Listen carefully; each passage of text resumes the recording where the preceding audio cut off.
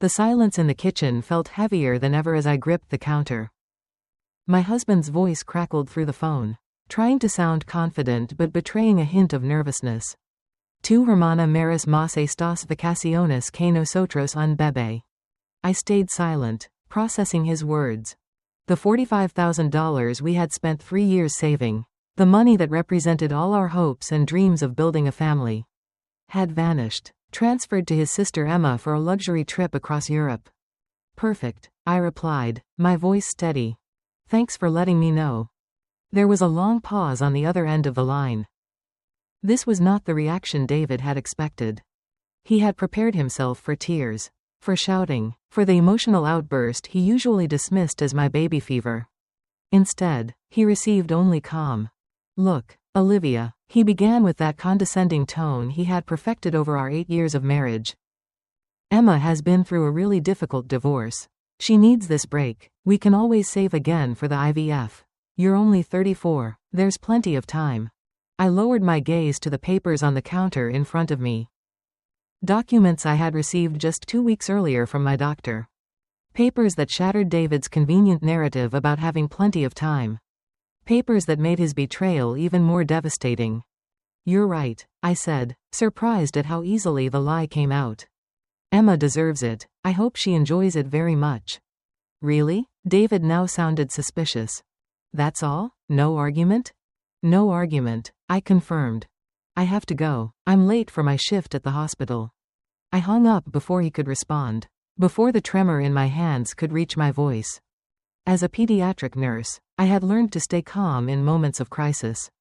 Now that training was the only thing keeping me standing. 2 weeks earlier, my doctor had called me in for a private consultation. The results of my fertility tests showed that my condition was deteriorating rapidly. If we wanted to conceive through IVF, we had to act within the next 3 months. After that, my chances would drop dramatically. I had not told David yet. I had been waiting for the right moment, gathering resources and planning. Now I understood I had done the right thing by keeping it to myself. My phone vibrated with a message from Emma. Olivia, David told me what he did. You're the best for understanding. I can't wait to post photos from Paris. Love you. I stared at the message, remembering all the times Emma had competed with me for David's attention and resources.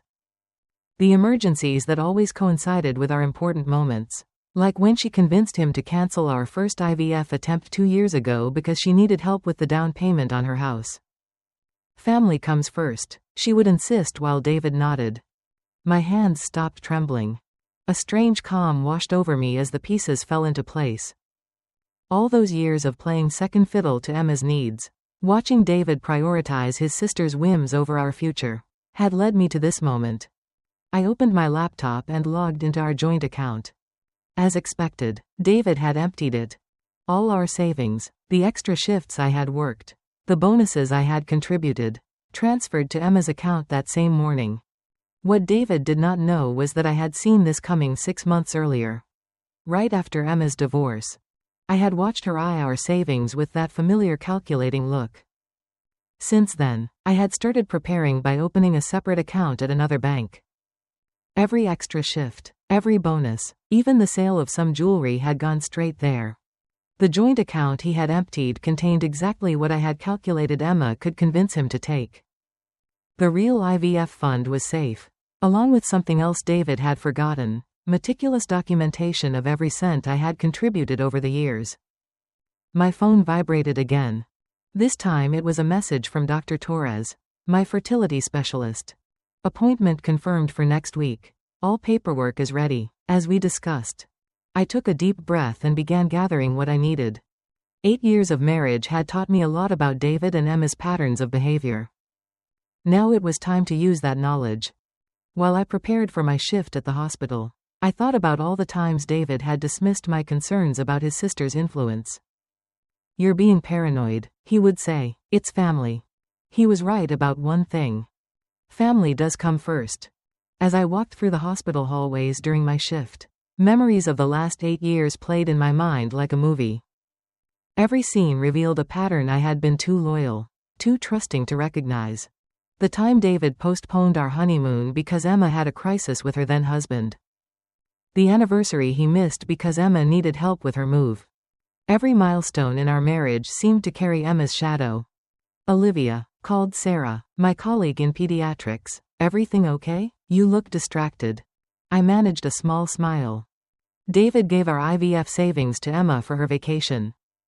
Sarah's face ran through a range of emotions: shock, anger, and finally understanding. She was one of the few people who knew about my separate account and my contingency plans. So it finally happened, she said quietly, pulling me into the break room. What are you going to do? I took out my phone and showed Sarah the email I had received that morning from my lawyer. Remember Jack Harrison? The lawyer whose daughter I helped through chemotherapy last year? Sarah nodded as her eyes scanned the email. He agreed to take your case pro bono. He says with the documentation I have, plus David's latest move, we have a strong case for financial misconduct during the marriage. Does David know you've been documenting everything? Sarah asked. I shook my head. He never paid attention to the finances. He was too busy managing Emma's life to notice what was happening in his own home. My phone vibrated with another message from Emma. Just booked first-class tickets. This is going to be amazing. Thanks again for being so understanding. Sarah read the message over my shoulder and snorted. She's really rubbing it in. No, let her, I replied with a firm voice. Every message, every post, every photo is just more evidence. During my lunch break, I called Dr. Torres to confirm the details of our plan.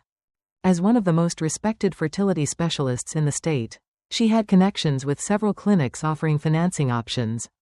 Between my separate savings and her programs, we could proceed with the IVF as planned. Are you sure you want to do this alone? She asked gently.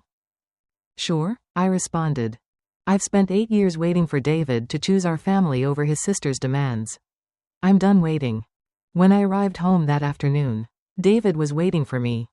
He wore that familiar expression, the one that meant Emma had convinced him he was right and I was being irrational.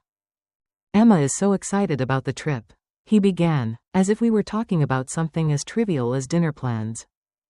She already has the whole itinerary. Paris, Rome, Barcelona. Sounds wonderful, I said, heading to the kitchen to start preparing dinner. I'm sure she'll have an incredible time. He followed me, puzzled by my calm. Look, I know you're probably upset inside, but Emma needs this after everything with her ex-husband. David, I interrupted, turning to face him. I already told you it's fine. What more do you want from me? He stood there with his mouth slightly open, clearly unprepared for this version of me, the one who didn't beg for explanations or fight for his attention. I just want you to understand, he stammered. I understand perfectly, I replied, my voice level. I have an early shift tomorrow, so I'm going to bed now. That night, while I lay in bed listening to David watching television downstairs, I thought about my scheduled meeting with Jack Harrison the next day and the file of evidence I had gathered over the years. In the IVF procedure already scheduled for next month, David had made his choice. Now it was time for me to make mine. My phone lit up with one last message from Emma. Just bought the cutest outfits for the trip. Can't wait to post all the photos. You're seriously the best sister-in-law in the world. I smiled in the darkness, thinking about how different things would look in a few weeks. Emma had no idea she was documenting her own downfall. Cheerful post after cheerful post. Tomorrow would be the first step toward my new future. With or without David, I was going to have the family I had always dreamed of. And no one, not even his beloved sister, would stop me this time. The next morning I met with Jack Harrison at his downtown office. The place was warm and professional, just like Jack himself. He spread the documents I had brought across his mahogany desk, nodding as he reviewed them. This is very thorough, he said, lifting the detailed record of my contributions to the joint account. Most people don't think to document everything so carefully.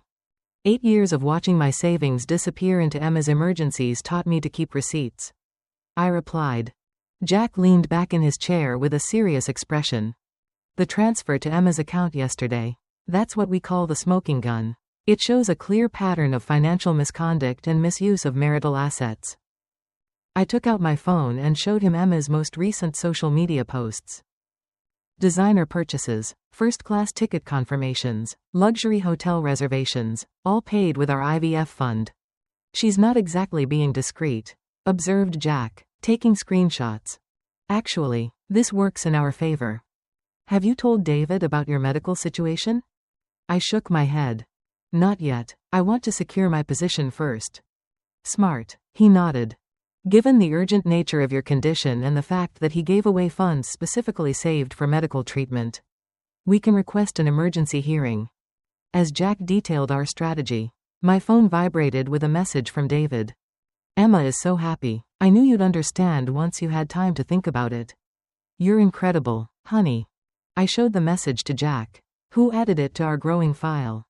He's building our case himself, he commented. Does he have any idea you're here? He asked. No, I replied. He thinks I'm at work. I took a personal day. Good. I'd like to file everything today. The sooner we move, the stronger our position will be, he said, placing the papers in a folder. Are you ready for what's coming? Once we file the petition, there's no turning back.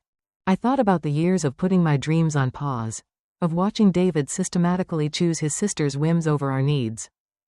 I'm ready. That same afternoon, while David was at work, I went to the bank and closed our joint credit cards. Jack had advised me to protect myself financially before the documents were served. I also withdrew my portion of the joint savings, a meager $3,000 that Emma had not managed to convince David to give her. When I returned home, there was a package at the door. Inside was a framed portrait of Emma with a note, for your living room. So you can see how amazingly the money was spent. Love you. The audacity would have hurt me before. Now it only strengthened my determination. I was preparing dinner when David arrived home whistling. He stopped short when he saw me setting the table for one person. And my plate? He asked. Confused. I think you should have dinner at Emma's tonight, I replied calmly. I'm sure she'll want to show you all her new purchases. Are you angry? He asked. Genuinely puzzled. I thought you were okay with this. I'm not angry, David. I'm exhausted. I placed a manila envelope on the table. You've been served. His face shifted from confusion to shock as he opened the envelope. Divorce papers. This is ridiculous. All because of Emma's vacation? I didn't raise my voice. This is for 8 years of watching you choose your sister over our marriage. The vacation fund was just the final straw. You're exaggerating, he stammered. We can save again for the IVF. Actually, we can't. I handed him the medical documents I had kept to myself. I needed that treatment within the next 3 months. But don't worry, I'm still going to have it. Just not with you. The color drained from his face as he read the doctor's report. Why didn't you tell me? Would it have mattered? I asked. Would you have said no to Emma? His silence was all the answer I needed. I have an IVF appointment next month, I told him. I'm doing it alone with my own money. Money that neither you nor Emma can touch. I suggest you start looking for somewhere to live. I hear your sister has plenty of space. Olivia, please, he began, but I cut him off. Check your cards before you leave. They're already cancelled, and don't bother looking at the joint account. I withdrew my portion. You can keep the rest. Though I suspect Emma already has plans for that money. As David stood there, stunned and speechless, I felt an enormous weight lift from my shoulders. 8 years of compromise, of always coming second, of watching my dreams slip away, had finally ended. My new beginning was just around the corner. 2 months later, I was in Dr. Torres's office, staring at the ultrasound screen with tears in my eyes. Against all odds, the first round of IVF had been successful. I was pregnant. Congratulations, the doctor said with a warm smile. Your numbers look excellent. I'd say all that planning was worth it. As I left the clinic, holding the ultrasound photos, my phone vibrated. A message from my lawyer. The final divorce hearing was scheduled for next week. Emma's vacation posts had been invaluable evidence. Her European adventures had become a spectacle on social media, designer shopping, luxury hotels, champagne-soaked yacht parties, all meticulously documented on Instagram. Every post had been added to the file, proving exactly where our IVF fund had gone. David's attempts to justify the situation grew increasingly desperate. Emma needed this break. he claimed during mediation. It was a mental health necessity. The mediator was not impressed. Especially